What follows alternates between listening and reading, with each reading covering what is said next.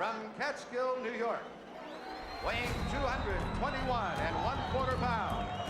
He is undefeated with 26 wins, 24 of those wins by the KO route. He is rated #1 by the WBA. Here is the dynamic Mike Tyson. The most expensive heavyweight fighter, the strongest puncher, the best in many other ways. So counter right hand by Mike Tyson is invited. And there was an uppercut. In this video, we're going to recall the 15 best knockouts performed by Tyson and enjoy every moment. Mike learned his signature style, characterized by its speed and explosive sharp blows, from Cus D'Amato. This style manifested itself from the beginning of Mike's professional career and was especially evident in the 15 most powerful knockout blows he delivered. One of his early fights is no exception, his bout with Marvis Frazier in 1986. At that time, Marvis was a promising boxer, with a record of 16-1. Everyone expected a legendary spectacle from the fight. Tyson moved his opponent into a corner and delivered a right uppercut, followed by a series of 5 powerful blows. Frazier falls, and the referee starts counting. Only 30 seconds have passed from the start of the fight, and Marvis was unconscious. The referee stops counting. It took several minutes for Frazier to come to his senses. It's not without good reason that this hard knockout is called one of the most spectacular in Iron Mike's career. Give me first your reaction to the fight. The fight, I was confident. I trained real hard with my trainer, Kevin Rooney, who I owe a great deal to. And I came out and I was confident. I knew the fight. I felt it deep in my heart. I was going to stop him in the first round. Did you know from watching tapes of him that you could hit him with the uppercut? No, that's my favorite punch. And I watched the time, and I knew from my trainer telling me, as he throws his punches, he bends down. And I knew that would be perfect for my uppercut. I planned on working the body more, but I saw the opportunity, and it looked too good to go away. In September 1986, Mike Tyson entered the ring against Alfonso Ratliff. The fight against Alfonso was the last before Mike's first championship title fight with Trevor Berbick. Tyson quickly figured out his rival, demonstrating the brilliant technique that distinguished him from his early years in the professional ring.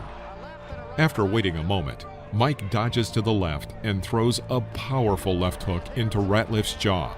Alfonso falls to the floor. He gets up on one knee and waits until the referee counts to 9 before he stands. Mike rushes to finish the fight and shoots a series of 8 hits. Ratliff barely escapes in the clinch.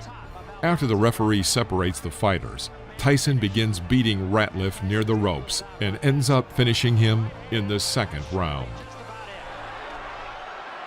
Davey Pearl looking very closely. And that's all. It's over.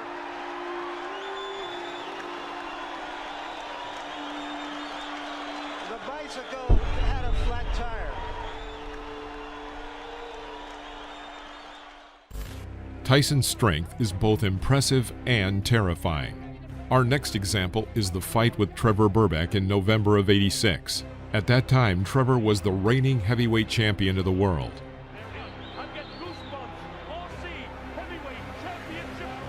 At the end of the first round, Berbick is on the verge of a knockout. He has already missed several incoming hard punches, but is still on his feet. At the beginning of the second round, Tyson knocks him down and continues the attack with an uppercut to the jaw, then a left hook to the head. Berbick tries 3 times to get up, but keeps falling back to the floor. The referee stops the fight. The result is a technical knockout, making Tyson the youngest world heavyweight champion.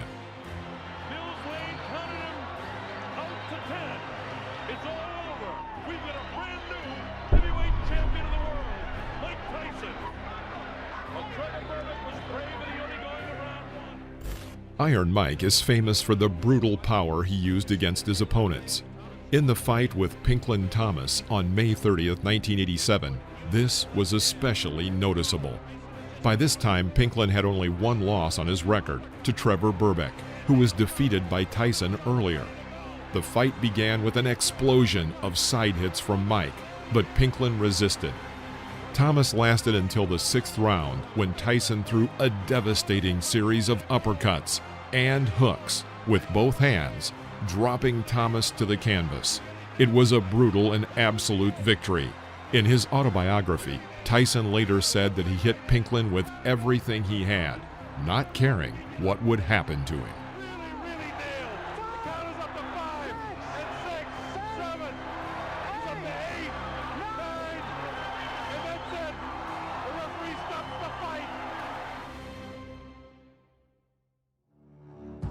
Once and for all was the title listed on the posters about the fateful fight of the two undefeated heavyweight champions, Michael Spinks and Mike Tyson.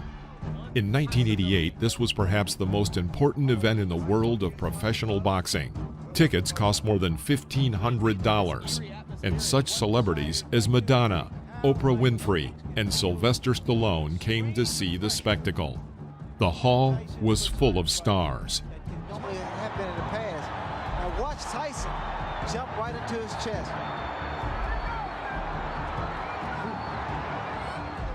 In the middle of the first round, Tyson throws an uppercut to the chin using a right hook. Spinks falls. The referee counts to 3, and he rises. A powerful left-right combination to the head, and Spinks again is lying on the canvas. 91 seconds into round 1, and the fight is over.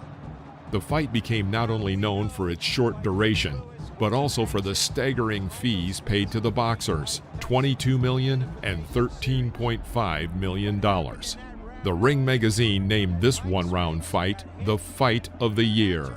Instinct as a champion and as a winner was to try to fight back. Many of Tyson's opponents were knocked out for the first time in fights with him. The same happened in the fight with another boxing icon, Larry Holmes. Before the start of the fight, Holmes insulted Tyson several times, and this did not set well with Tyson.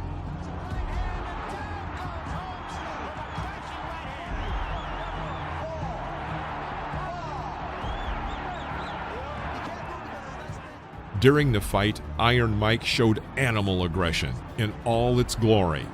The fight ended in the 4th round, delivering an extremely humiliating defeat for Holmes, who was knocked down 3 times. In the end, after the knockout, Larry had an episode of fainting and shock. He needed a doctor to get up. Larry Holmes subsequently considered this fight his only defeat and called Tyson a real champion.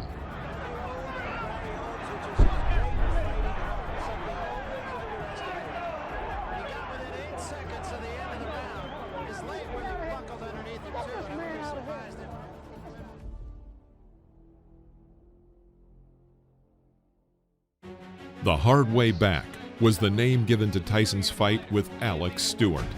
After suffering a defeat in the fight with Buster Douglas, losing his title and damaging his reputation, Tyson actively tried to restore both, and he succeeded. 10 seconds into the fight, and Stewart was knocked down with 2 speedy right punches. He got up on the count of 5 and was knocked down again about a minute in.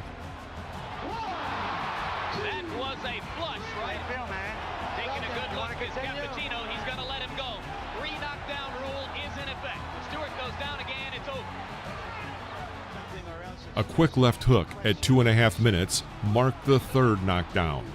With this, Tyson won by a technical knockout. Another brilliant victory on his way back to the top. Well, Stewart said that Tyson was a mountain he had to climb. He just got knocked off that mountain. He just didn't have the style, Jim, unlike Douglas, to test the vulnerability of Tyson. Yeah, he's not nearly the technician that Douglas was when Douglas was good. And